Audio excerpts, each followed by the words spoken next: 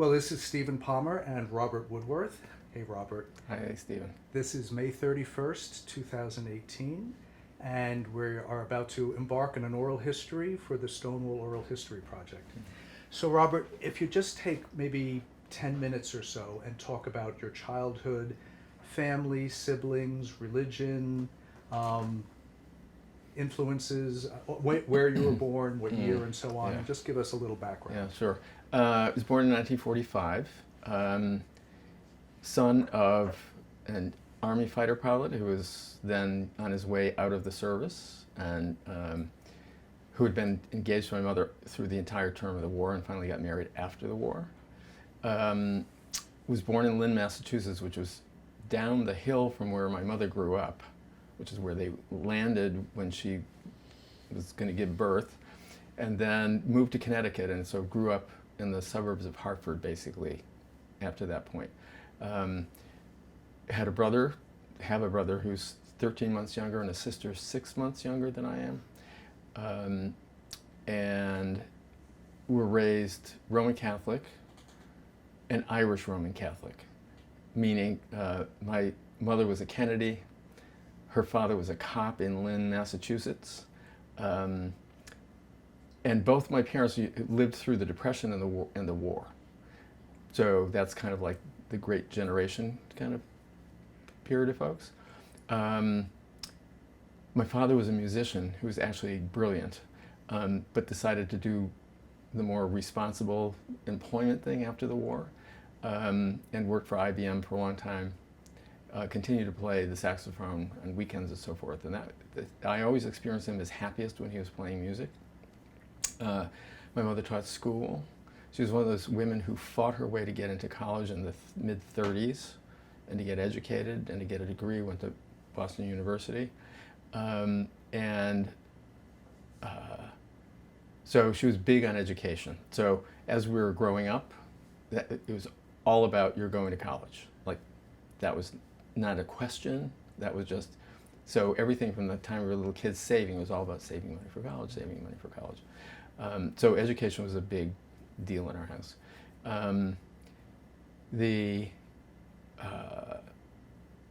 I became aware of my sexuality quite young, like even pre-puberty. Like going into puberty, I was kind of aware of kid who lived down the street. It was somehow intriguing to me.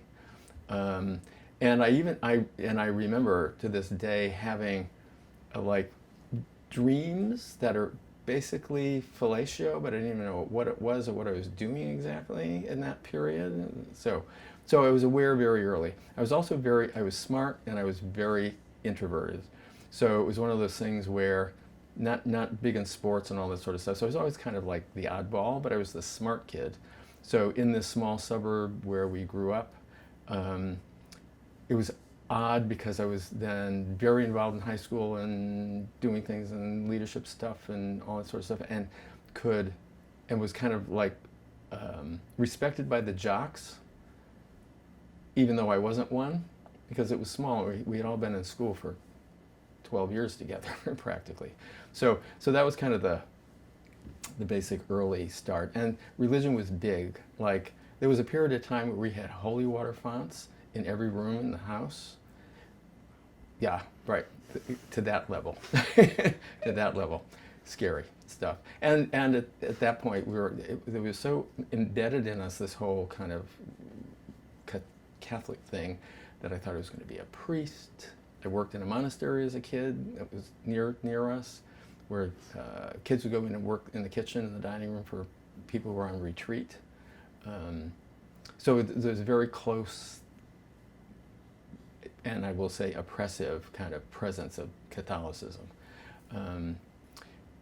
which meant that as soon as I learned what masturbation was, I learned it was a mortal sin from the get-go. So, and this, in terms of my sexual history, that was not a good start, shall we say. But I was very aware, which meant that when I got to college, which was at Amherst College in Western Massachusetts, which is all male at the time, the amount of homoerotic undertones to virtually everything that went on in that school was astounding. if you were tuned into it. So, which meant it was kind of intriguing, but also extremely scary, because it was not, I was there from 64 to 68. So that was not a time when there was like gay awareness in the sense of it being a positive thing or people talking about it or whatever. It was all hidden. But going through Rush, everybody at Amherst at that period had the right to be in a fraternity. And so once the spring of your freshman year, the college basically shut down for a weekend for this rush period where, there were like 12 or 13 fraternities. And if you wanted to get into one, you could, but there's this whole round of, you'd go to receptions from house to house to house, you'd try them out, you'd go with friends. And in leading up to it, all the people who are members of the house are going through the freshman book. Like this one, don't like that one, like this one, don't like that one. He's a jock, he's cute, And that was kind of astounding when you get into that kind of evaluation, judgment, and it was all male. Like, that was what it was about. So I found that completely, as I said, both terrifying because I was afraid to out myself, and intriguing all at the same time. So in that period. Fast forward, I almost got drafted out of college between my junior and senior year. Got back into school so that my deferment kicked in, but I knew I was going to be drafted as soon as I got graduated, and I wasn't willing to go to law school just to stay in school. So a good friend of the family who was a career Army person said, if you're going to have to do this, don't do it as an enlisted man. Enlist, go to officer candidate school, so that you do it as an officer, not as enlisted. So took his advice and basically enlisted in the Army. So graduated in 68, enlisted. It took a while to get in because I had to time my basic training based on the class that I was going to enter for officer candidate school. And so that proceeded apace, and so by 1969, I'm in the Army, basically. Go through the training, go to officer candidate school. Very tough, Fort Benning, Georgia. Out in the boonies of Georgia, doing the things that we did, with the training, which is very intense. Officer candidate school is harder than basic. And so very regimented, and it is what the Army is. And there's a whole story to tell about that. But I'm leading up to the fact that when my first, I was going to be deployed to Vietnam, and part of the plan and the assignment was to go to training in order to cultural competency training, learn a little bit of the language, understand the culture, going to go become an advisor. And so there was officer training happened at Fort Benning, Georgia, and then Fort Bliss, Texas. Fort Benning, Georgia was the gayest place on earth I had ever been up to that moment. My experiences had been very limited up to that point, but orders were weird, ended up getting to Fayetteville, North Carolina a week earlier than I had to, so I had some time to explore, found the Prince George Hotel downtown. Interesting place after 11 o'clock. And so you begin to, the signals sort of start coming, and the gaydar goes out, and you turn, well, it gets very gay after 11 o'clock at night. Who knew? And that's how I found out. And that led to my having my first boyfriend, who had been back from Vietnam, was a captain, was getting ready to go out. This was his last assignment before his discharge. Lived off post, and so there's this whole social life that went on below the radar. If you were plugged into it, you knew what was going on. It was totally evident, but if you weren't plugged in and you didn't want to know, you could be oblivious.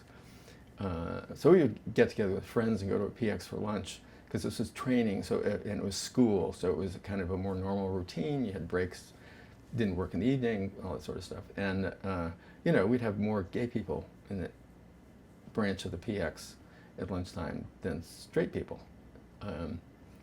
So all of that was kind of like first introduction to any kind of real social friendship circles that were sexual and so forth. And then in Vietnam, when I was in one of the villages, my interpreter, we were advisor team, so it was 4, 5, 6 people who would live in a village and advise the local forces. That was our mission, and so we weren't supposed to be engaging in anything. We were supposed to be helping them have resources. We could get helicopters, we could get medical attention, stuff like that. And so we always had an interpreter, of course, because we'd had a little bit of language, but needed an interpreter to actually deal with the local officials and the local forces. And one of the interpreters approached me at one point and said there was a soldier who was in the compound where we were living and how they were being together like a man and a woman, like a man and a wife. And I said, oh, interesting.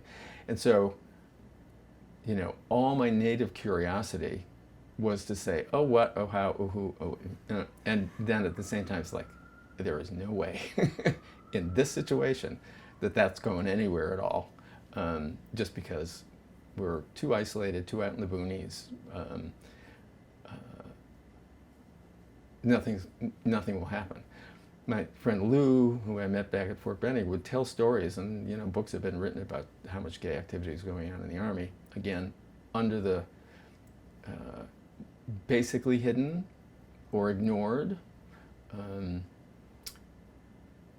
But that was kind of like my introduction into kind of gay life of any sort.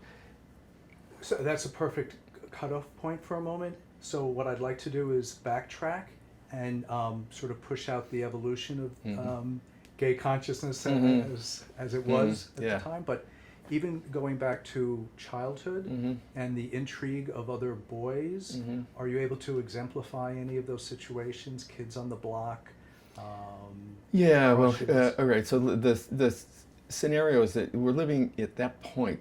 This suburb, which is now full of malls and superhighways, had none of that in the period in which my folks built a house on a former cow pasture that the farmer had sold off and had 40 houses on it, in a town that's 27,000 square miles and has 12,000 people in it, 27 square miles and like 20,000 people. So it's very spread out, quasi-rural at that time. So all my childhood through high school even, this is a small town. I had 142 people in my graduating class. So this is small stuff. Like I said, we all knew each other from grade school on, basically. So, the kind of that growing awareness was focused, as I mentioned earlier, on a neighbor, good friends, families hung out together all the time, we did holidays together and all that sort of stuff. He was a couple of years older than I, and so I was just sort of intrigued by him. Nothing happened. I had one good friend in school where we played around a little bit, but it was all very tentative, and he wasn't gay, and it was just like boyhood fooling around. What grade was that about? And that would have been 6th, 7th, 8th grade, maybe, early high school. And it was only a couple of times, and it was, it was all kind of like experimental and odd in the sense of, like, none of us knew where it was going.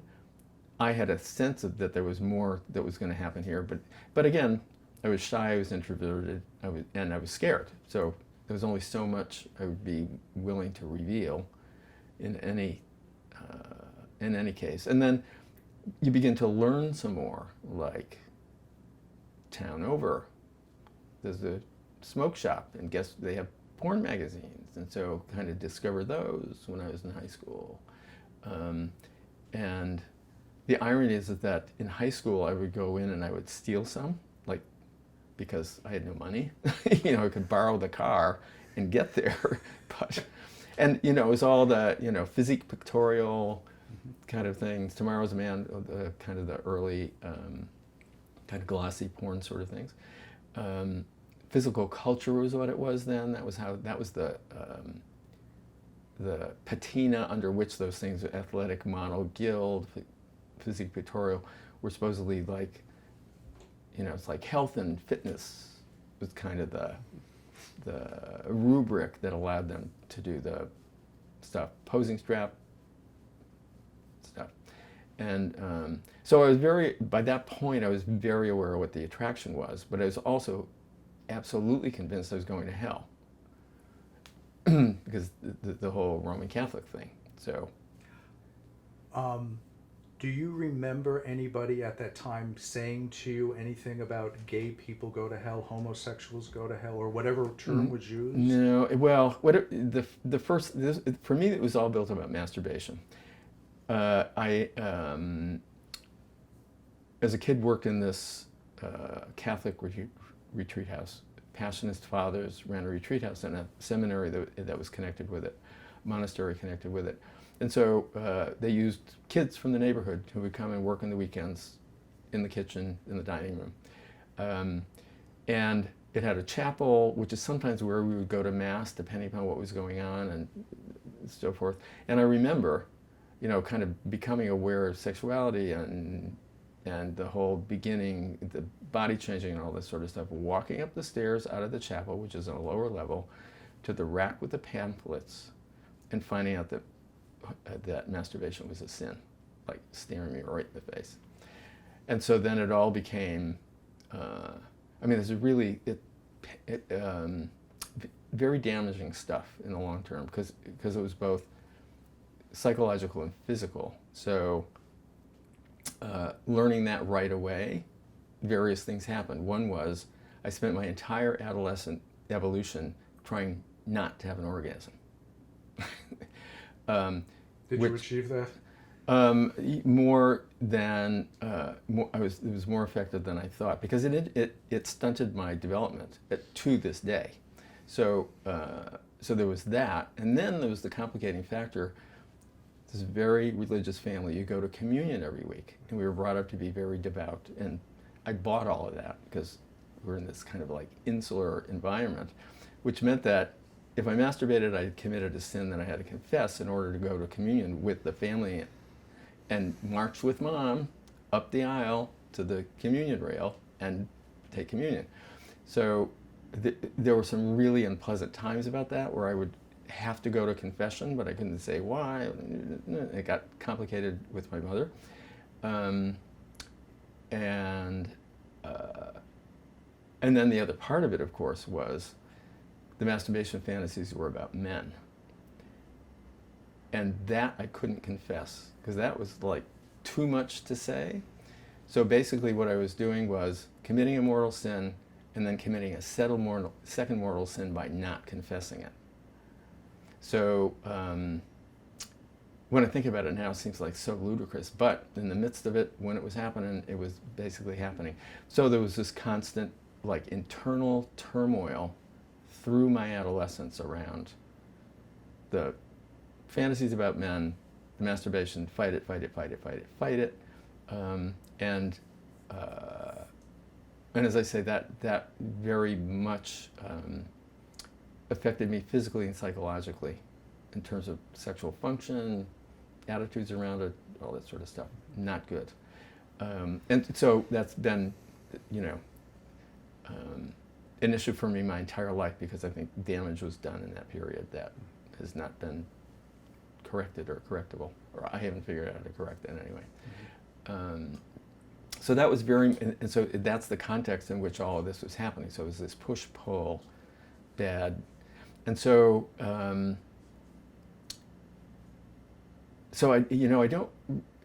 don't remember any particular prescriptions around homosexuality that I was aware of. But I also know that my folks were very aware. My father had been a professional musician before he went into the Army in the war. And he used to get all his instruments in New York. He was playing in big bands in Connecticut at that point. But his music teachers and the sources were all the famous places in Midtown. So there came points in time where, as a family, we would go to New York, like go to Broadway, see a show. So there were several outings that way. And at one point, we were staying in a Midtown hotel, and this is now, I'm maybe 14. Brother, your younger sister, now old enough to travel. So all having dinner in the hotel restaurant, we go back to the room, and Mom and Dad have this conversation about the two guys who were sitting on the far side of the restaurant, and my mom said they were looking in our direction. and they weren't looking at me. Kind of making that. And Dad said something non-committal about that, but he was a musician. He lived in it. He had his part of his life in a world that was kind of more sophisticated and tuned into like the arts and stuff than other people might have experienced. And so I think there was an awareness there, not to mention, as the years went by and my mother at a certain point went back to work and had a whole other teaching career after we had gotten a little bit older, where all her best friends were men, because she was very male identified, and most of whom were gay, who were her fellow teachers, none of which was talked about openly. But it was very evident. And there was, at one point, one young teacher got arrested at a party up in Springfield, Massachusetts, and so that was talked about, but not explicitly, except that he'd gotten arrested. And so there was this whole kind of, and I was aware of it and tuned into it to some degree, certainly at the time, and certainly later, in retrospect, was very evident. So there was all this going on. Did you feel like your parents were in tune with your sexuality at all? I figured that they must have known. By the time I came out to them, which was like when I was 29, they said total surprise, like had no idea. I'm sure they did at some level. I'm sure they did. So I've never had a conversation with either of them about why, how, what, beyond the kind of the explosions that happened. They were a well-matched pair in that they would never both melt down at the same time. They each would do a separate meltdown, and then the other would try to. So we had those moments after I came out, and I came out because I was coming to New York, and I said, if I leaving Connecticut, and I had left the house I was working. This is all post-Army period, working as a city planner. In the town where I used to steal the magazines, only now I was friendly with the owner and I was buying them. Step up. Right. So, when I was going to move to New York, I said, I will have no contact with these people ever again if I leave the immediate vicinity. So it's probably time. And so I came out to them. And, my mother freaked first, and my dad freaked later over the course of, the first kind of year. Like, there was the immediate kind of shock, and then the conversations about what do we do wrong at separate times with both of them, that kind of stuff. But then I was gone. I was in New York, and then I would come back. And then ultimately, to their credit, I was in relationships and would bring partners home for holidays and stuff. And when I didn't, they would get upset. Like... Lovely. Yeah. So... Let me backtrack a little bit more as we develop, your sense of sexuality and so on. When you were in high school, the jocks respected you. So there wasn't any of that kind of, oh, you're a sissy or any of that stuff. You didn't experience any No, of that. not at all. Yeah. Did you have girlfriends? Oh yeah, did all that stuff, dated. I mean, it was all very, there was a pattern that you followed, and you did, and because everybody knew everybody, dated, for sure. It was not sexually active with them. The make-out things would happen every once in a while because that was kind of like where it would go, but that was as far as it went. Come to find out later, lots of my peers at that point were doing a whole lot more than I was. But I didn't learn that for 20 or 30 years. So there was that. Now the other thing I should tell you, in the midst of this, I had an art teacher, young, progressive teacher who came to our high school right when I was maybe a sophomore. Very progressive, and he was very,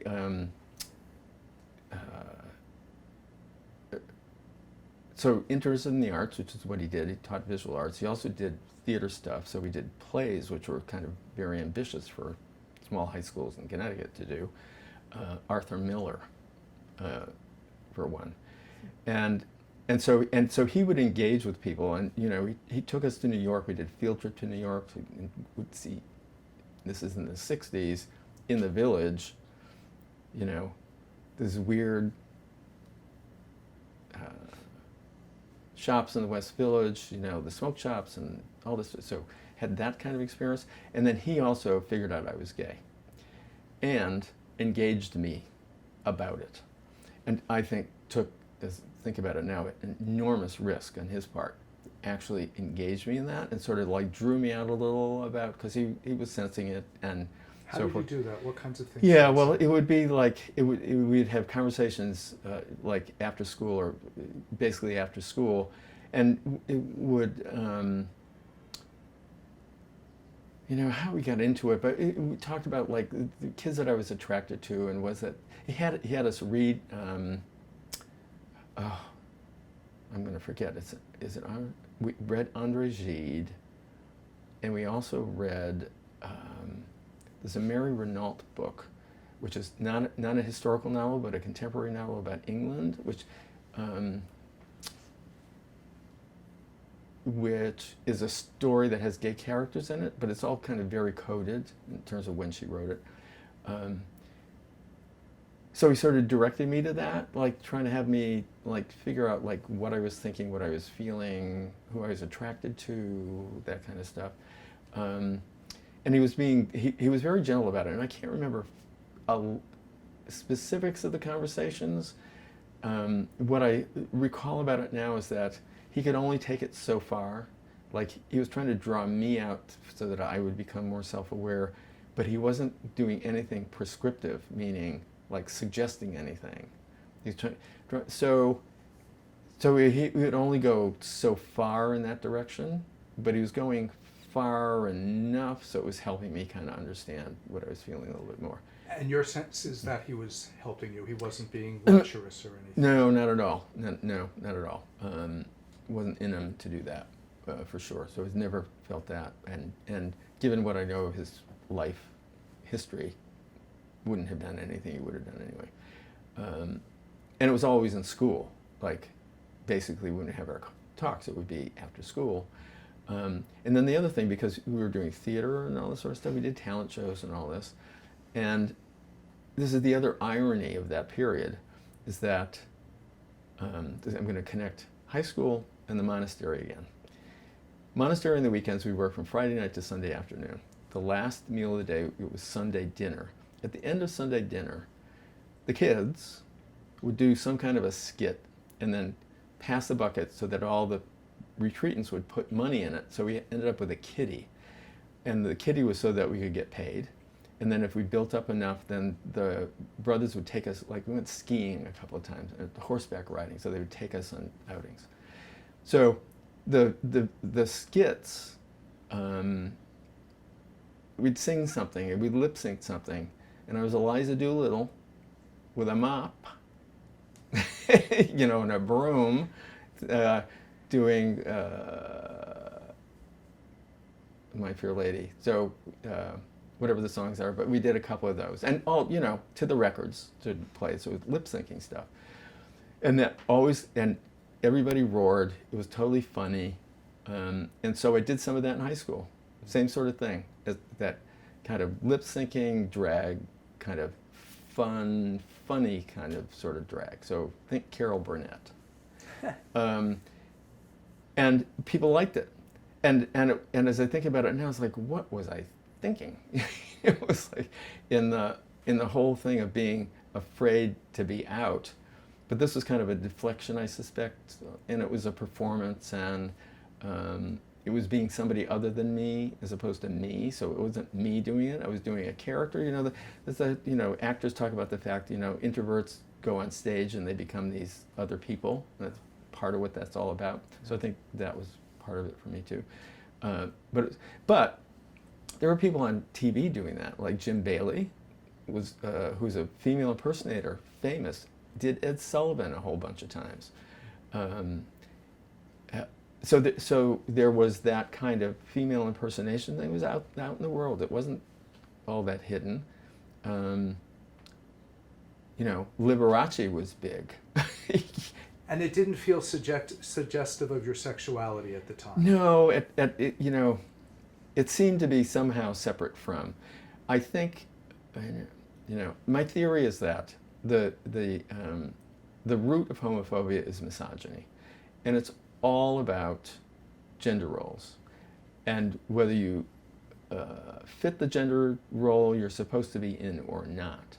And sometimes that's expressed sexually, and sometimes other ways. So the playing a female is less transgressive than a gay person being a strong male character, particularly in that period. That's why the clone things in the 70s was this kind of complete reversal of what fairies were supposed to be like. So you could this was drag making fun of women, basically. So that was okay. You know what I'm saying? I've never heard anybody say that before. So yeah, and which is one of the feminist critiques of drag, is the fact that it's actually anti-feminist, it's anti-woman, playing with stereotypes and that sort of thing. So I think it was so there was less transgression there than being caught doing something with somebody, and so there was a way to kind of separate it out. Let me ask you also about sure. The teacher who was helping you be you. Did you find that helpful? How did you take that? What did that mean to you? I think it was helpful to a point, but in the long run, not as helpful as I think he had hoped it would be, because we didn't take it into like what to do about it. It was kind of like consciousness raising, but no practical advice. Because I think that would have gone way past it. Like, we never got into sexual stuff, like really into it. It was all about kind of attraction and being interested in men, and it was all kind of up to a point, but no further. So I think in the long run, it was sort of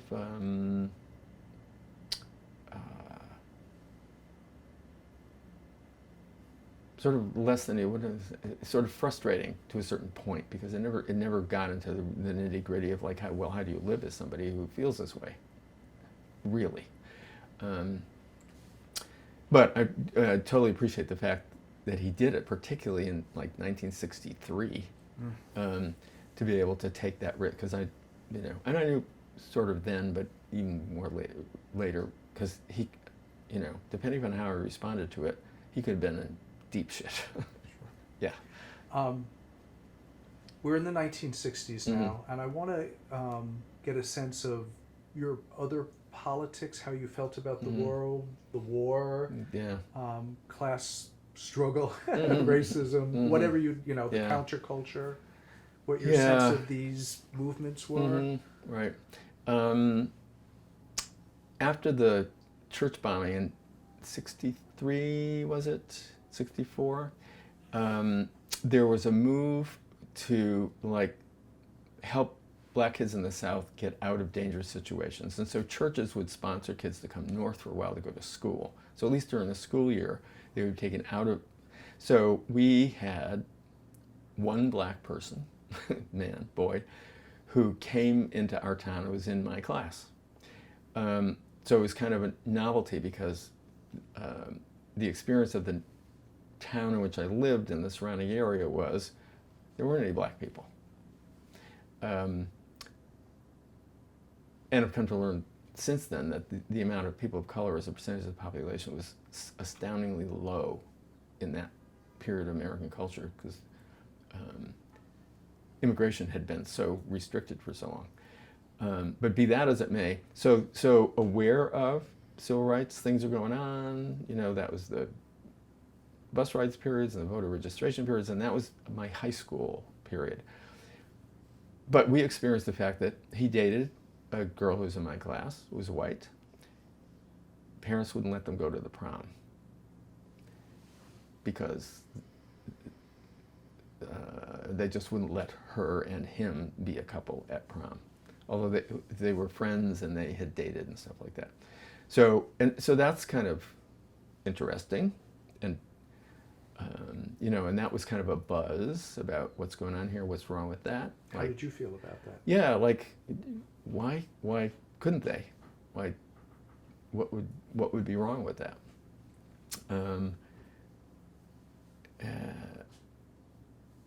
So there was that, but the civil rights movement at that point seemed far away, because it wasn't really in the midst of it.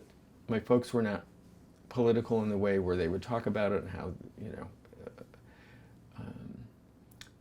so that it was kept sort of distant, right? And then the war thing was fascinating. Being in Western Massachusetts in the period of 64 to 68. In my senior year, we had a senior seminar where we were supposed to research and decide whether the war was justified or not. That was literally what we did, and we had to write papers about it and do research and that sort of thing. What I read and found said, yes, it is. Domino theory, if communism isn't stopped in Vietnam, then it's going to spread to the rest of Southeast Asia. That was kind of and that was the standard line. Meanwhile, there are other people who were protesting, and we had draft card burnings on campus. There was some of that, and in that area there's 5 colleges, and so there's a huge student population. So there were things that were going on. I was too worried about coming out, frankly, or being discovered. So I was living in this constant sense of trying not to be discovered. Like, I was hyper vigilant, and from high school through college up into the Army till I got to Fort Bragg, where that began to break down a little bit. But I will do something stupid, and then people are going to know, and that will be devastating. Like, to me personally, the family consequences would be, I can't imagine, but not good. So I was always very reticent to get too involved in anything, particularly anything that was not controlled. So I was a very conservative kind of rule-following person, and wasn't going to. So I didn't feel comfortable in those situations. I've never really felt comfortable in crowds anyway. In addition, and the other part of that is 67, in the period before the lottery, when the way you didn't get drafted was you had a student deferment. And you had to get, one of the things you had to do is you had to take a test. I was supposed to go to UMass to take a test to reinstate the deferment, whatever it was. I didn't go. It was Saturday morning, it was too early, I didn't do it. So my number came up. And in the summer of 67, between my junior and senior year, I got called to go to New Haven for my pre-draft physical and all this, that processing that you went through to register with the draft board, have the physical, so they could find out whether you were fit to serve. And that's where the famous question comes up, where you fill out a questionnaire, and one of them is, are you attracted to people of the same sex? I mean, and you have to answer yes or no to that question. So when I answered no, because for the same reason, it's like couldn't imagine how I would deal with the consequences of answering yes. And remember, my father was a decorated fighter pilot. You would never know it from his demeanor, because he was such a mild-mannered person and was an artistic person. But he flew fighter planes in the South Pacific. So the war was still very important. The military was important, and so to like cop out, that was part of the feeling. Not to mention what it would mean to be outing myself at that point, and having no independence then. So I didn't answer the question. I answered the question no. So I became 1A and was going to be drafted, was going to be called to duty, but I got back to school and my student deferment kicked in because once I registered for my senior year. So that was kind of what was going on, and so playing by the rules, and so which is why I didn't want to go to law school just to get out of the draft, which was what a lot of people did. A lot of lawyers today who went to law school so they wouldn't get drafted. But yours was also a sense of patriotism. Yeah, there was some of that, and it's part of, having something to do with my dad, something to do with, and then having had the intellectual exercise that literally the college asked us to do about, like, is this legitimate thing to be doing or not? And what I found out from what I did and the paper that I wrote was, yeah, that makes sense. How did you view the anti-war protesters at school, or the counterculture? Yeah, we'll talk about counterculture in a minute. But the anti-war stuff is that I was always kind of impressed by people who felt that strongly about anything and would like throw themselves into it, because I was far too cautious because I was so hyper vigilant all the time, and so I thought it was amazing that they did it. Burning your draft card and bonfires in town square in Amherst, or whatever. So I was always kind of impressed by it, but I was also fearful of it. So did not kind of engage. From a counterculture standpoint, I view myself as being on the cusp between alcohol and marijuana. I smoked my first joint as a senior in college at 3 o'clock in the morning in the basement of the fraternity house. Hush, hush, nobody's supposed to know, like a few of us. I even forgot who they were and who had the joint. But we all got to have a few puffs on a joint, and that was it. Like,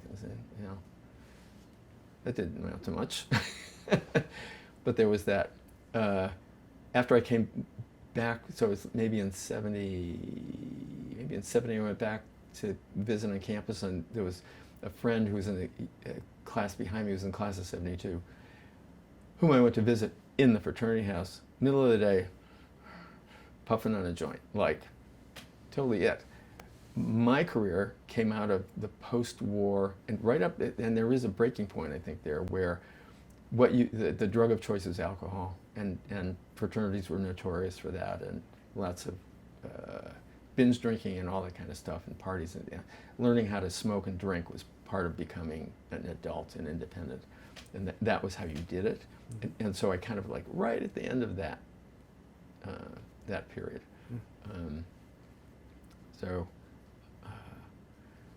And then the counterculture was into it from a music standpoint.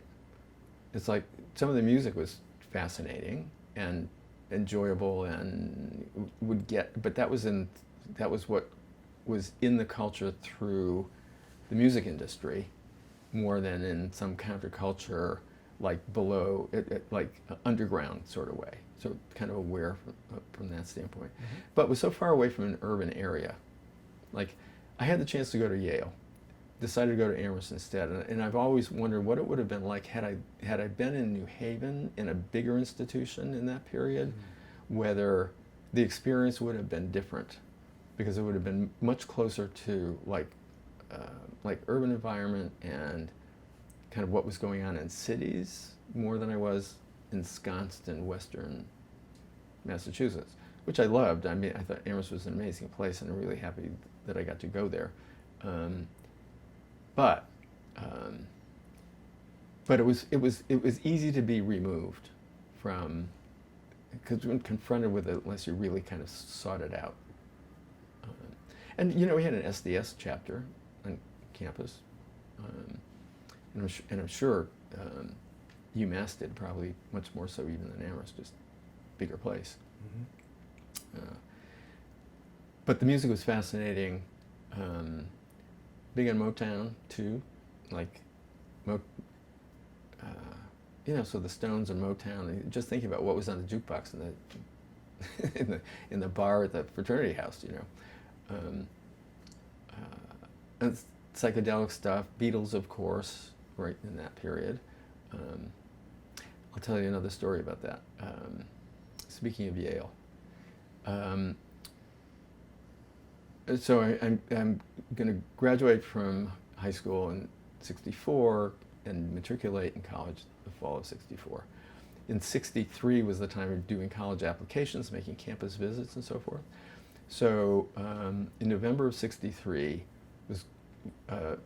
some alums from Yale were taking some potential applicants from the Hartford area to Yale for a weekend to, live in a dorm, meet some students as part of this whole application process. So there were several cars traveling down from Hartford to New Haven. And so we pull in the afternoon, we're going to at some JV game, football I think or something. And so we're all kind of rendezvous, reconnect in the parking lot next door to the JV football field. We get out of the car and people are crying. And we said, what's going on, what's going on? Kennedy's been shot, Kennedy's been shot. We had no idea till we were told when we got there. So I spent the weekend of Kennedy's assassination living in a dorm at Yale while everybody's in mourning. Like, it was completely bizarre. Completely bizarre. Were you in mourning? Yeah, I mean, it was because Kennedy was this figure.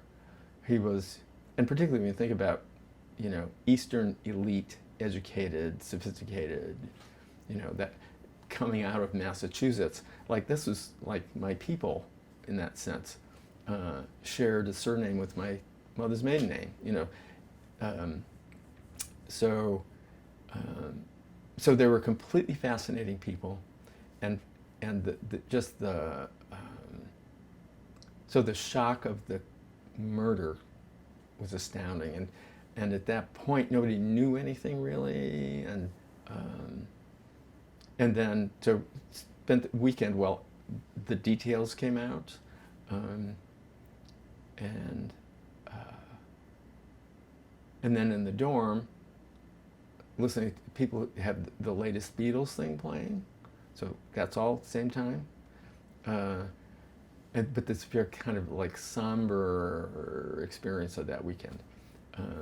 Stayed with a guy who graduated from my school a year or two before, who was there. So it was very weird. Whereas when I went to Amherst, ended up playing poker in the freshman dorm for hours. And I'm not a card player, but we had the best time. But it wasn't the weekend that Kennedy got shot. So you can plug music into almost anything, actually. Yeah. When you think about it. Soundtrack, right? Yeah, right. 1969 happens. Mm-hmm. Do you remember hearing about Stonewall at all? I think about this a lot in terms of trying to remember, was I aware of it and to what degree? That was the period, that summer was the summer before I went into the Army. So I was home, I was working, and I have this vague recollection that there may have been something in the Hartford Current about something at a gay bar in New York. Now, in that environment, and I'm living at home now, I could not be seen to be reading something that even had that content in it, because that would be the big mistake. You know what I'm saying? So I can't be totally sure of it. One of the things, in terms of some of the research we've been doing around that period, the wire services had stories, and so it did get into papers around the country, some story about the riots. Probably not big. So I have a hunch I might have seen something, but at that point, that was as removed as the Civil Rights Movement. Mm-hmm. I've always said New York is either a short drive or a million miles away from Hartford. It depends on your attitude and your state of mind. And so New York was one of those exotic places where there was a little connection through family and so forth, but it wasn't something I was familiar with, let's say. It was the big city. So I might have been vaguely aware, but I was much more aware of the fact that I was going into basic training in the fall. You know? Yeah. What happens, so before until like 1974 you come out, you're 29 years old. What's happening between that period of time while you're, you know, doing basic training to the point where you recognize your sexuality and identity in a stronger way? Yeah. What goes on there? Well, I mean, the Army is a whole other world. It's a completely different world, and it's very hard to talk to people about it who haven't experienced it, because there are no points of reference, which is why I have very few conversations with people about Vietnam, because the amount it takes to kind of like lay the scene and is so much, and it's so unrelated to what's going on now that it doesn't come up. So all that's by way of saying that being in the middle of that experience is like you're completely cut off from the rest of the world. You're in an environment where the intention is to break you down so that your ego is subsumed into a new way of thinking where you are part of a unit and you're in a chain of command, and you have to learn how to operate within that kind of a structure, which is very, so you're not an independent actor. You have a role to play within a unit, and it's the unit that's important, and the individual people play their roles, and they're supposed to be good at what they do, but it's all within this collective thing. And so completely cut off from the rest of the world. A little bit of radio, but everything's controlled from like 24/7. So even like listening to the radio is only certain periods of time when you can. And everything's very regimented. So in that environment, you know, the gay thing is like completely irrelevant. Not that there weren't people who somehow did something, because come to find out later, but even in the people who were active in the military probably were not very active in the training period, just because it's too controlled. Like people are watching you literally all the time. So, so there's no evolution at that point. It's all about like figuring out how to survive this very intense experience.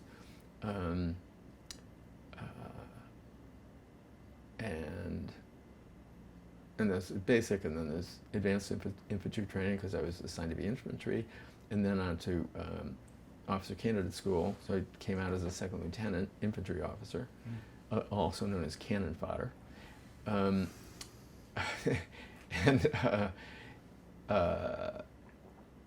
So there was, so it's kind of like sexual awareness and so forth. Like I was there, but it was such a completely different experience that it was almost like being asexual in that kind of environment.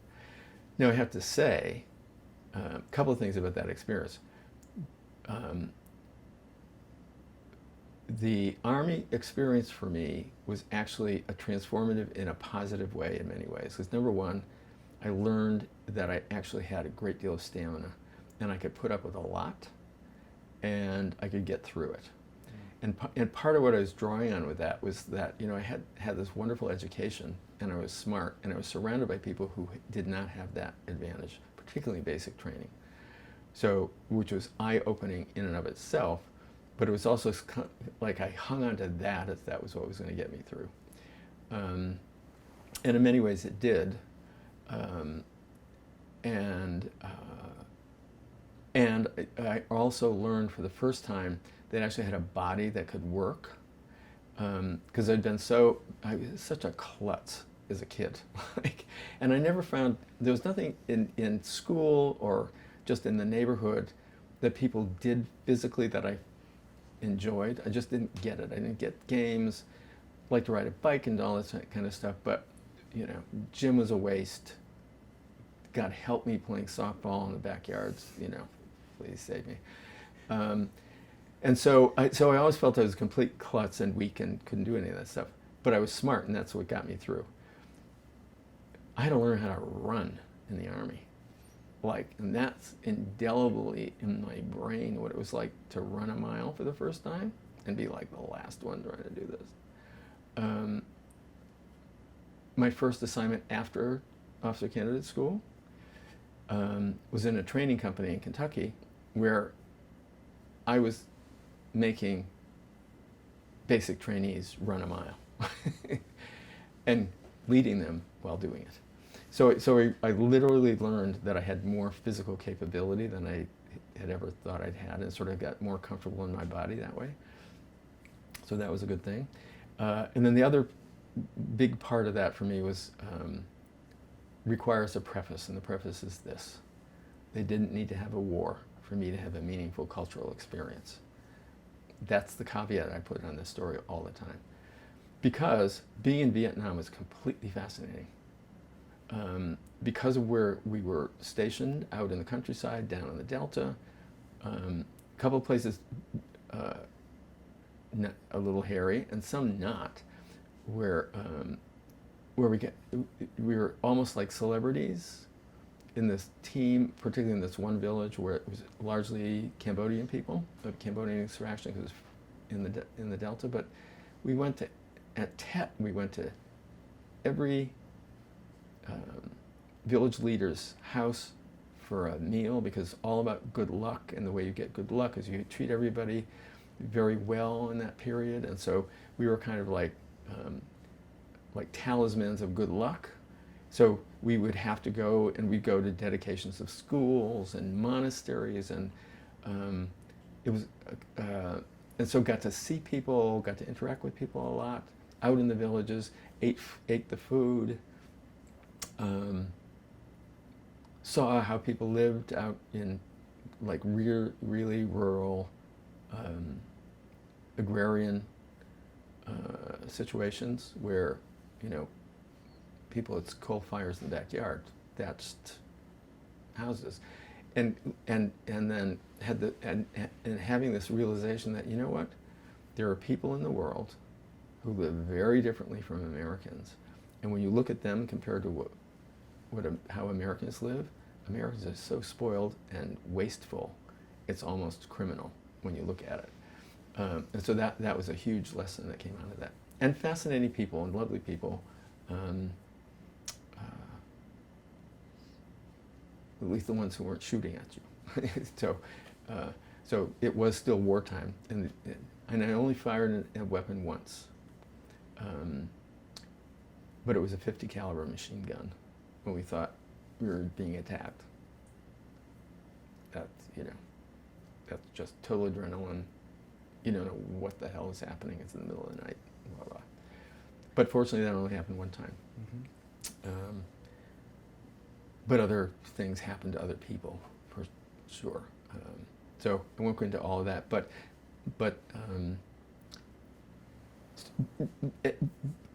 there was a very little kind of like sexual awareness at that point, because again, it was a very isolated, removed situation, and except for the one interpreter who kind of opened the door that I didn't walk through,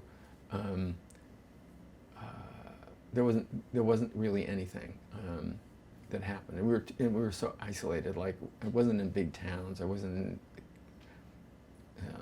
in Saigon, where I'm sure there was lots of stuff that went on, because I've seen Saigon and seen the Canton, which was the province capital, where we used to go periodically, and where our headquarters were. But so it was very kind of removed. Had friends who had girlfriends, like one sergeant who was on my team. We went to Canton, visited his girlfriend. She brings out the photo albums. I had baby by him. Oh, I have baby by him. And can you go to the PX and get me? So, you know, she was surviving in wartime Vietnam with by collaborating with the Americans, basically. God knows what happened to her at the end of the war. I'm wondering, you know, it's interesting because you talk about basic training. The goal is to break down your sense of self so that you become part of a unit. Mm-hmm. So on the one hand, it's, you know, I'm going to like speak too much here, Mm-hmm. but on the one hand, it's putting aside the idea that anything that is about you needs to be put to the side, right? Mm-hmm. And that certainly plays in completely with sexual awareness. On the other hand, you find out that you're a tough son of a bitch. And I'm wondering what that awareness was like when you came back to the States, and how that informed who you were at the time. Yeah. I mean, I think I had an experience coming back that was not unlike other people's experiences and less intense than many, because I did not have really horrible experiences in Vietnam. A sense of tension and fear, like virtually. I had diarrhea for the entire time I was there. Like I was so skinny by the time I get back. And that was total nerves, I'm sure. But coming back, it is so strange to go from rice paddies to Saigon to leaving behind the rifle in the duffel bag and getting on a plane, flying to San Francisco, being in this very kind of familiar but weird place, and then coming back to live with people who have no idea what you've been through, like none. And having flashbacks.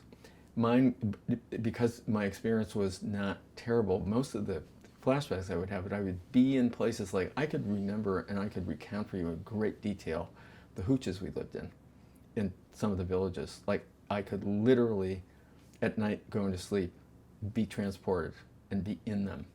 It was intense that way.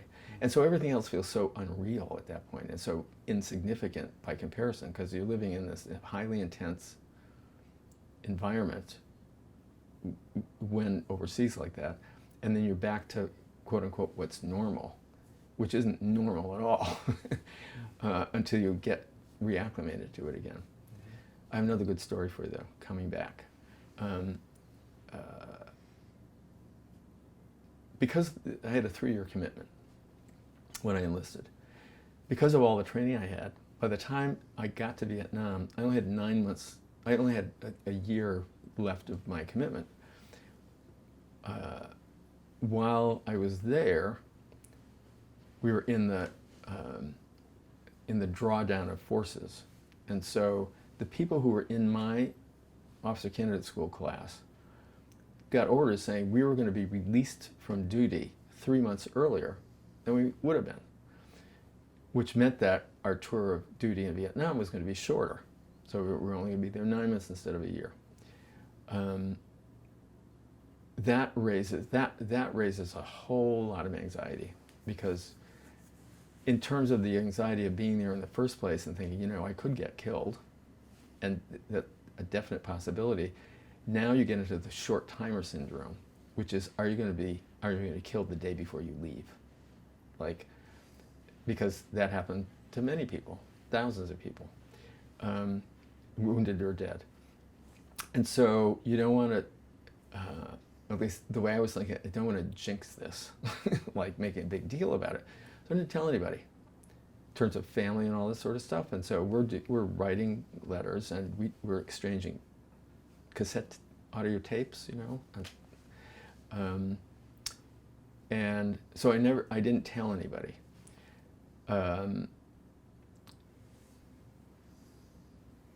Which meant that when I was back in the States, nobody knew I was coming.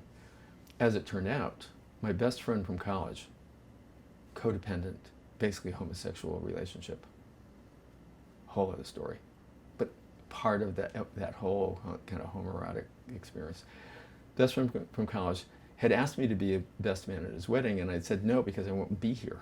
you're going to get married, I'm still going to be in Vietnam, so I can't do it. But the date had been set, and as it turned out, because we were coming back 3 months early, I was coming back about within days of when he was going to get married. So another good friend from school was in touch with him. He's the only person I told I'm coming back, because he's going to the wedding too. So we made the plan where when I was getting to St. Louis, where this was going to be, and he was getting to St. Louis, we would connect, and then we'd go into St. Louis together. And so I had this moment of walking into the hotel with my friend Ray to say hello to my friend Ted and his family. And they all thought, what? Why are you here? How did you get here? What's going on? Complete surprise. So that was like an out-of-body experience too for those several days with the wedding, and because it was very close to his family, so went to the rehearsal dinner because there I was, so I was going to be part of it. I wasn't going to be best man because that didn't work, but so I was in everything through the wedding. So so there was that, and then fly back to Hartford to go back to Farmington, it's the town I grew up in, back home. My friend Ray and I take the same plane, take the same flight. We go to Hartford so he can drive me home. So he drives me back to my parents' house, pulls into the driveway. I get out of the car, and there's a scream comes from inside the house, which is my mother, like completely surprised. And she doesn't know whether to come out or stay in or what, because I don't know whether she thought she was seeing a ghost or what was happening. But, so that was a complete surprise. So I'm really glad I did it that way, because I just couldn't deal with the whole shenanigans of preparing for my return and all that sort of stuff. So, so that was also yet another weird experience. And so it was just weirdness on top of weirdness, and then back and then living in my folks' house, and then the following week it got weirder still, because the Amherst College Glee Club is going to go on a tour of Africa and South Asia, and they're looking for alumni to go with the chorus. I'd been in the chorus my entire career at Amherst. I'd been on other tours with them, and so we got letter saying anybody who wants to come, this is how much it's going to cost. It's going to be the summer of '72. If you let us know if you want to be part of this. And so within a year of coming back from Vietnam, was on a concert tour with the Amherst College Glee Club, traveling for the Department of State as a designated representative on behalf of the Department of State of American goodwill around the world. We were East Africa, West Africa, Pakistan, Iran, Afghanistan, and being yet more cultural awareness, that sort of stuff, and I'll tie this into the question where in Muslim countries, like particularly in Iran, I remember it most particularly, young men are so flirty. You would not believe it. It was so intense. And I think it was just because we were traveling as a group of men. We were staying usually in college campuses that tended to be where the housing would tend to be. And so it would be around students, among other people. And that was a revelation, because they were, and it was scary because they were attractive and very seductive, and outwardly seductive, like kidding around and all this sort of stuff. I said, this is intense. Like, not sure how I'm going to deal with this. But so that was another kind of an awareness and a cultural thing. I was totally fascinated by that in terms of the segregation of the sexes, and then what do you do when the hormones are racing and the only people that you socialize with are other men? Like, something's got to be happening. And so, I mean, it would be fascinating to have a deeper conversation with people from Muslim countries about how that really plays out, what the reality of that really is. Which, it's like situational homosexuality, prisons, the army. Mm.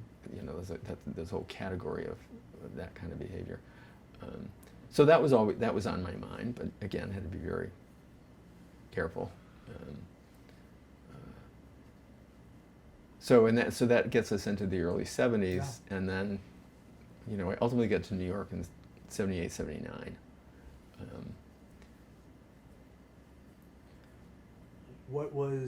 But in 1974, Mm-hmm. you have a boyfriend, or you come out to your parents? What is it that happens? Yeah, at that well, age? the coming out would have been in 78. I moved to the city in 79, September. That's basically what I call one of my 1940s movie plot stories.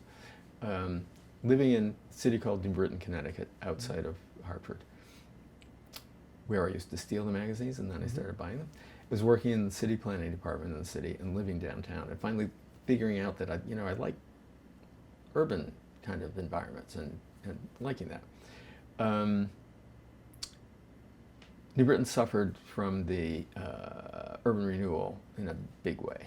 Tore down some wonderful stuff, built crappy stuff in its place under the urban renewal program in the 60s. Which largely sat vacant. There wasn't much demand for that kind of retail space. But guess what? Somebody opened a gay bar in downtown Britain, Connecticut. What a revelation. What year? That would have been, so graduate school 72, 74, so it's probably 75, 76, that period. And so that became, because I could walk to it, so that became a hangout. And that was one of those things where you hang out in the same place, and especially in small towns, the same people all the time, and you sort of get bored. Say, oh, why am I going to go there again? You know? So one Friday night, I decided not to go. I said, enough already. But then finally said, oh well, why not? I'll go have a drink. So I walk in, and sitting at the bar as you come out of the lobby and into the area where the bar is, kind of in the middle of the room, is somebody I know from town. Not so well, but you know, you become friendly. He was lived in the city. So I stopped to say hello. Shortly after I'm chatting with him, somebody else walks in who walks up to him, who knows him, but I don't know him. Turns out to be Bob, who lives in New York now. Out of the army, moved to New York, came back for a visit, couldn't believe there was a gay bar in his hometown, so he had to come and see it. So we connected and hooked up that night. You know, which was the beginning of a relationship, which was the beginning of, oh, we should move to New York, oh, how do we do this? He was already there, doing the kind of like, arrive with $50 and no plan, and figure out a place to stay, and then try to find a job and survive. Live in the East Village. And so he was living in New York, so then I started visiting him, and then, you know, always resourceful. Bob said, you know, there's a way we should do this, and so the long and the short of it was, we decided to do a card shop in the East Village on 2nd Avenue, which was a way for me to move to the city where we could be supported and presumably make some money, at least enough to survive. And so, so I had some savings, and that helped us get started, and we renovated the space, and kind of like kicked off the business and the relationship all as part of the same thing. And I actually physically moved in 79. We've been working on the space for about a year before that, so he had been there already. So that was kind of like getting into like what I would say was my second significant relationship, of the more significant relationships, and we were together for a number of years.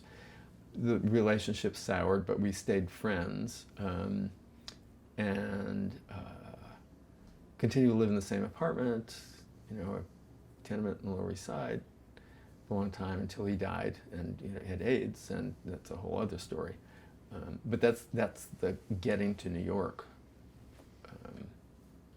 Do you remember when you were in New York, if you had heard stories about Stonewall? Do you remember your first Pride March? Yeah, I mean, I think the first Pride March I went to observe was probably in '78, visiting and just going to see it. And at that point, it's two gay men who are doing this thing and trying to figure out how to make this business run. We need to plug into the community somehow. And so we joined the Greater Gotham Business Council, which had been around since 1975, and it was basically entrepreneurs and professionals, gay folks, who could be out enough to be in an organization, which became kind of our link into like community stuff. But there's a lot going on at that point. I mean, it's the gay switchboard. People know that stuff is happening. There are gay businesses around. And if you're all plugged in, then there's stuff to do, places to go. You meet people, there are lots of bars and restaurants at that point. And so it's sort of plugged into the community that way. And that led to, I'm not a retail person. Let's just say that. Couldn't stand being in the store. But I met some lawyers in the business council, went to work for them, became a paralegal, and then that led into, and there's another 1940s movie plot story, becoming connected with the LGBT Center, which was just getting founded in '83. So into the community, awareness around, like, there was Pride, there was the march. Everybody did it. It was a big deal, and it was a march at that point. And so just being involved in an organization sort of plugged you into what was going on kind of in the more organized community. I wasn't particularly aware of the Stonewall story per se. Like, everybody kind of knew the outlines of it. It was a riot, '69. It's what we're commemorating. We have the Pride, and so that was kind of like baked in at that point, and it was understood to be that then. So yeah. Yeah. Mm-hmm. Can I interrupt for a second? Yeah. I'm just going to change the memory cards on the camera. Go ahead. Real quick. Mm-hmm. Go ahead. Okay. Mm-hmm. Stop recording for a second. We're into, like okay. the project. And I'll do a leading question. Mm-hmm. So we're recording again and ready when you guys are. Okay. Cool. So I wanted to talk a bit, just have you discuss the first March on Washington, Gay and Lesbian, or Lesbian and Gay, I guess it was called, in 1979. And then how that led up to your work in the LGBT Center, and then really to talk about the Stonewall project that you're involved in right now. Okay, cool. So by 1979, I was in the city, and Bob and I, had heard about the march, and were wondering about it. And then, the night before, I believe it was on Sunday, and I think the night before was Saturday night. I said, we really should go to this. Like, this is going to be significant, so we should go. So he said, oh, okay. So we had friends in Connecticut, and so we called them up and said, we want to go. And if you get on this train leaving Hartford at this hour, we will meet you we'll get on the same train when it gets to Penn Station, and we'll get to Washington. And then called my friend Lou, who's my friend from the Army, who was living in Capitol Hill at the time, so he knew that we were coming. The experience was amazing because it was huge, and it was on the National Mall. I mean, that was what I was cluing into in the night before, saying, you know what, this is too significant to miss. Like, we need to be there. Whatever it is, and however, we just need to have our bodies in the place. And, do I remember all the details of it? No, but, it's marching in Pennsylvania, wherever it went, and being out in the mall, it's just being in that, the center of the government, which needed to be awakened was very powerful. Was that timed as the 10th anniversary of Stonewall? Yes, and I've done a little research on it, and I think they were planning on doing it either the year before or maybe the year later, with the leading up the plans that were going on and the committees that were meeting to try to plan it, because it doesn't happen in a year. It takes longer than time. And I think they pushed it up because they wanted it to be on the anniversary year. And they decided it was important for that reason, because of the synchronicity there and kind of the connection to Stonewall. So yeah. So I don't have great recollections of it. I got to see my friend Lou again and his partner, and we had a wonderful dinner with them, and they're great hosts. And then, so it was, out in the mall, and then that dinner, stayed overnight, got back on the train, and came back to New York to open the store. Store had opened the next day. So that was very significant.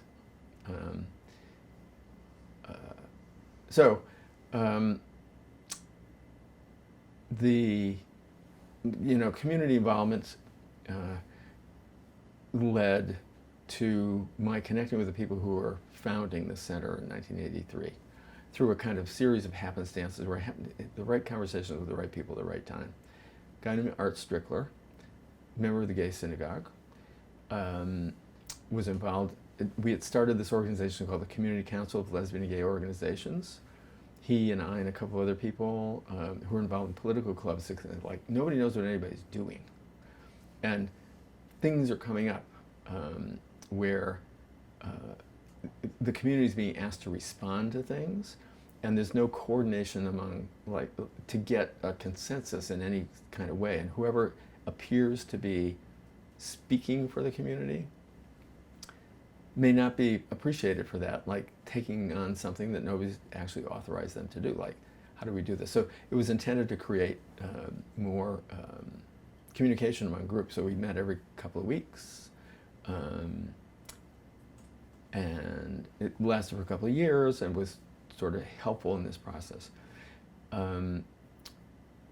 We hear at one of our meetings from Tom Burrows, who's working for Manhattan Borough President Andy Stein as his gay liaison, that there's this building on 13th Street, and there's some people who want to buy it, and we have to convince the city that it's a good idea. So why don't you all have your meetings instead of at the Metropolitan Center on Morton Street, at the building on 13th Street? So that starts to happen.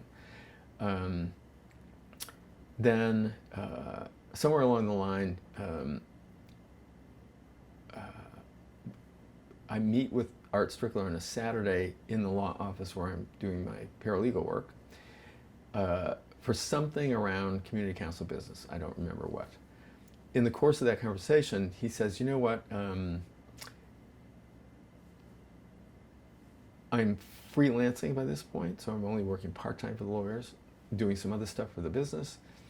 And so he said, yeah, I know you're not working full-time, and you're doing freelance stuff, so the synagogue needs some administrative help. Would you be interested in doing that? I said, sure. So he said, well, I'm going to see Irving Kuperberg this afternoon, and I'll bring it up. Irving Kuperberg being the president of the synagogue at the time. And so he did. And that led to 2 breakfast meetings with Irving and with Marcy Kahn, who was the chair of the board, in it would have been spring, summer of '83. And the bottom line was, he said, you know what Artie told me is that Irving said, who is this guy? And the synagogue will be fine. What we needed help on is for this community center thing. So that led to the conversations with them, and then so my small portfolio of clients, one of them became the Lesbian and Gay Community Services Center, which was incorporated on July 6th of 1983 and signed a contract for sale for the building at 208 West 13th Street in December of 1983. That all happened in an astoundingly short period of time. There's a whole bunch of stories about that. So Center now is a bigger institution. It's been around for 30 plus years. I started out as a consultant, became an employee, and ended up working full-time for the center for 32 years. Retired at the end of 2015 after we finished our last big renovation project, and retired. And then a couple of years later, Mary Steyer from the center calls and emails and says, we're doing this project. We need somebody who knows community history. It's around Stonewall. Do you think you might be interested in talking about it? So I go in and meet with Mary and have this conversation, find out more about it. And the long and the short of that is then I go back to the center as a consultant to work on what is called in the center parlance the Stonewall Project, which is now involved in working with the Lower East Side Tenement Museum to assist with the collection of oral histories. And then there's another whole project that Google is doing to create this, hired the center to create this virtual experience of the monument, which is going to launch in 2019. And so so we're plugged into, and I'm doing a lot of stuff that has been fascinating with the National Park Service. Now that there is a national monument called the Stonewall National Monument, they have a whole lot of stuff to do to really make this a functioning unit of the national park system. And as I always say, they think in terms of centuries, not years, definitely not months. So this is a long, deliberative process.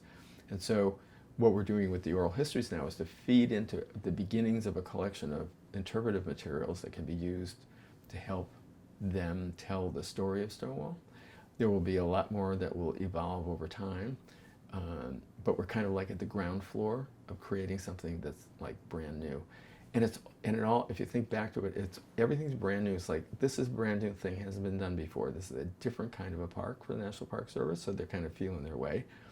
And to a degree, making it up as they go along. They have lots of embedded processes, which is the same as the center starting in 1983, that was definitely making it up as we went along. There was an idea, but there wasn't any blueprint for how this was supposed to happen. Same thing with, and it's in the middle of the AIDS crisis where everybody's making it up as they go along from the early 80s, and that's smack dab in the middle of all that, which is, and a lot of the people who were doing that were the people who were involved in GLF and GAA, who were making it up as they went along after Stonewall.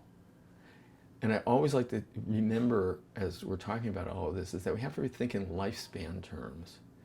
So like my latest view of the Stonewall story, the big arc goes from the National March on Washington for Jobs and Freedom in 1963 to the National March on Washington for lesbian and gay rights in 1979. And that is encompassed by the lifespan of Bayard Rustin, who was involved with A. Philip Randolph in creating the March on Washington movement in the early 40s, which was basically a threat to March on Washington as an attempt to try to get the armed services integrated. So the March on Washington in 83 comes out of a tradition of something, not to mention earlier things that happened on the Mall in Washington that were protests. And then he lived to see what happened with Stonewall, and then and leading up to the first National March on Washington for lesbian and gay rights. And he lived in like till 87 or something. So I like to think of Bayard Rustin as kind of like a way to tell that story, where they all link, and it's all kind of like people figuring it out when something needs to happen. And so, there wouldn't have been a gay rights movement without a black rights movement, without a women's movement, all this sort of stuff. And they all, and keeping in mind that there are lifetimes involved in this, people cross over and cross-pollinate among all of these things. So it's like any life, which goes in many different directions at different times, and people 6 degrees of separation or less. So I always think of, it's the GLFers who became the AIDS activists of the 80s. Vito Russo one, and not the only one. So, and the notion of commemoration is really important here. Like, it's the community that was hidden had to come out. I love the fact that the term "come out" is used all over the place in the popular culture now, and what it really relates to is faggots coming out, and people forget that. It's I'm coming out as a blah blah blah, or you came out as a blah blah blah. Yeah, well, yeah. You know, it's kind of like this churn of history. I like to think of it as a spiral, not a circle. So things don't go back from one thing and return back to where they were. So if you look at a spiral from on top of a spiral, it's a circle. But if you look at a spiral from any angle, there's places of intersection, but it continues to go on and build. And so you can look at it and you can see where one thing led to another, but it led through this circular route. It wasn't a straight line. And we have to remember that you cannot tell the story of Stonewall or the gay rights movement, which is even bigger than that, without thinking about all the things that were going on around it. And that's what's fascinating to me. It's like doing the oral histories. I'm more interested in what people were experiencing in their lives in that period of time, having nothing to do with the riot. I don't care if they were there or not. I don't, you know, there's enough written and told and recorded about the riots, enough already. If it weren't for the march, we wouldn't be talking about it. And so the first Christopher Street Liberate, and you know, people like Craig Rodwell and others who said that we need to do something because they get that there was a need to do something commemorative, and all the accidents of history. Like, thank God it was the Stonewall, not the Snake Pit. Thank God it was on Christopher Street, not like Gansevoort Street. Thank God it was next to the subway stop and not down along the piers. What would have been the piers at that point. All those accidents also play into it. It made it possible for it to become a symbol.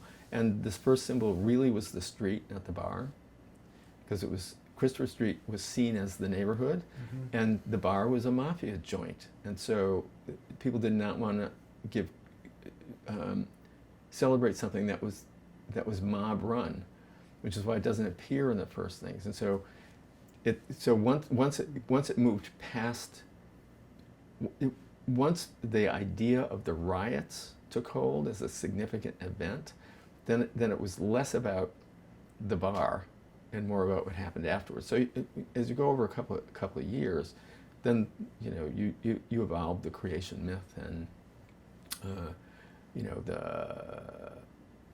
you develop the narrative of what happened in a general sense, and then people can buy it, and then it spreads very quickly to other places. I love that. Mm-hmm. Stonewall becomes iconic of the liberation movement and not a mafioso soprano moment anymore. Yeah. So and so it becomes the shorthand. So the word Stonewall is literally known around the world. I have met people from other countries and other continents who have visited the center, who have heard about Stonewall, and when they come to the center, then we walk them down there. And when I stand and I look and say, you know what it is? Have a look. It's just a bar. It's just a bar. Yeah. And it wouldn't mean anything to anybody were it not for the fact that it got commemorated, and that those particular events, as opposed to lots of others which had happened before it and since, it got people had the capacity to consider it as something that had significance, and they could build on it, and they could and use it as a way for a community organizing thing. Oh, and thank God it happened in June, not December. You know, so that's all fascinating. So it almost does, 50 years on, it almost doesn't matter what went on. in the riots. You just need to know there was one. And the fact that the following year it was Christopher Street Liberation Day. And they did, you know, they did the counterculture stuff. No permit, walked up 6th Avenue, occupied Central Park for a be-in. And, you know, and came out in a kind of, that was a big kind of a coming out moment in and of itself. And then the March on Washington in '79 is another coming out moment, where it's the first major gathering like that. But there were other coming out moments. April of 1983, Gay Men's Health Crisis rents Ringling Brothers Barnum and Bailey Circus at Madison Square Garden for a fundraiser. So they buy out the house for one night to raise money.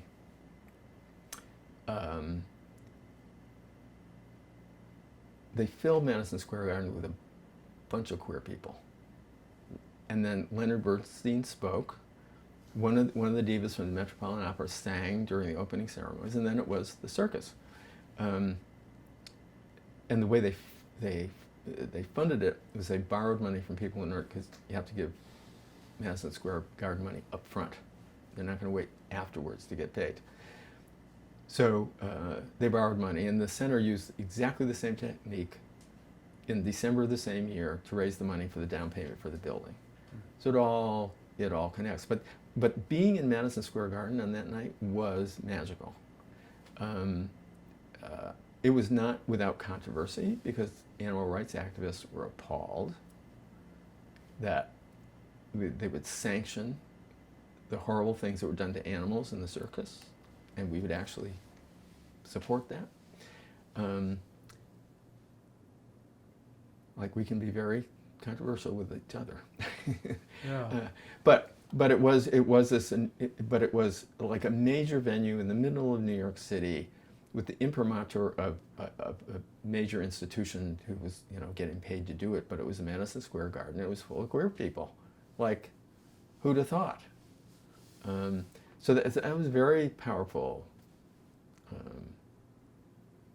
So another one, making it up as you go along, and it's all about coming out. Cut. Yeah. Okay. Yeah. Thank you for all of this.